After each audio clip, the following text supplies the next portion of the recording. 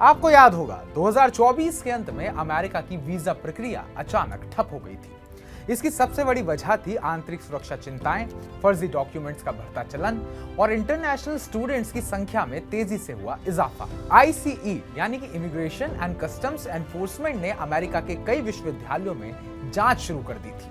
Reports के मुताबिक कई स्टूडेंट्स वीजा लेकर आते तो थे, लेकिन क्लासेस की बजाय गैरकानूनी कामों में लिप्त पाए गए। इसके बाद अमेरिकी विदेश मंत्रालय और डिपार्टमेंट ऑफ होमलैंड सिक्योरिटी ने मिलकर FM और J वीजा की प्रक्रिया आंशिक रूप से रोक दी थी। भारत समेत कई देशों के छात्रों को इसका भारी नुकसान हुआ।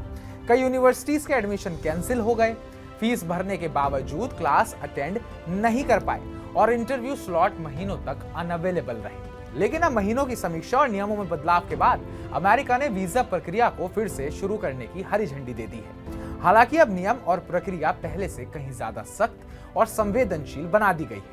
कौन कौन से वीजा फिर से चालू हुए हैं, सबसे पहले हम आपको ये बताते हैं। नंबर 1 पर आता है F visa, college, university, masters या PhD जैसे शैक्षणिक कोर्सेज के लिए।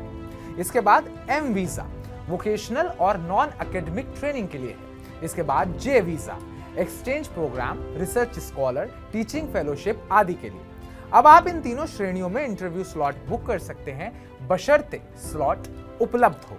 अब आपको बताते हैं कि वीजा की पूरी प्रक्रिया क्या है, वो भी स्टेप बाय स्टेप।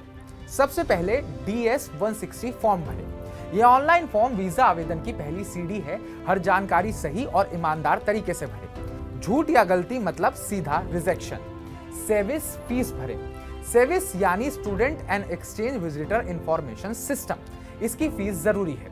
रसीद को संभाल कर रखें, इंटरव्यू में मांगी जाएगी। तीसरे नंबर पर जरूरी दस्तावेज तैयार रखें, जैसे कि वैध पासपोर्ट, कम से कम 6 महीने, I-20 FM वीजा या DS-29 J वीजा, सेविस रसीद, DS-160 confirmation, university offer letter, bank statement, financial proof, appointment book करें।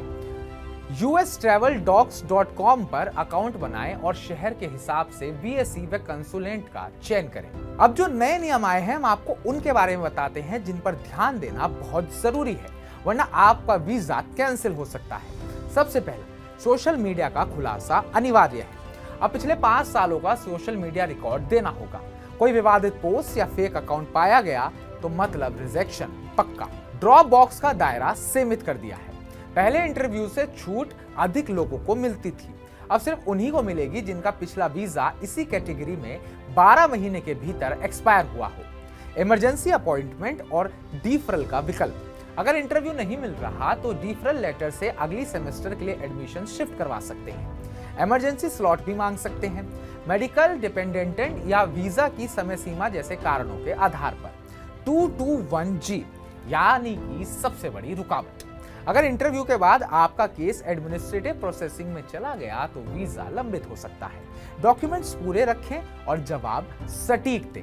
यह मौका इसलिए भी खास हो जाता है क्योंकि हर साल लाखों भारतीय छात्र अमेरिका में पढ़ाई का सपना देखते हैं, लेकिन नियमों की सख्ती और वीजा प्रक्रिया की अनिश्चितता के चलते इस सपने में खलल आ गई थी। अब जब प्रक्रिया दोबारा शुरू हो गई है तो ये वक्त है कि आप चूके नहीं बल्कि स्मार्ट तैयारी करें, क्योंकि अब अमेरिका सिर्फ काबिल छात्रों को ही मौका देगा, वो भी बिना किसी चूक के। तो अगर आपका भी सपना स्टैनफोर्ड, हार्वर्ड जैसी यूनिवर्सिटीज में पढ़ने का है तो आज ही तैयारी शुरू कर दें। हर दिन की देरी आपके वीजा स्लॉट को और दूर ले जा सकती है। तो हमारी इस इंफॉर्मेटिव रिपोर्ट को लेकर आपका क्या कहना है, आपकी क्या क्वेरीज हैं, कमेंट बॉक्स में कमेंट कर हमें जरूर बताइएगा। बाकी ताजा अपडेट्स पाने के लिए TV9 भारत को सब्सक्राइब कीजिएगा।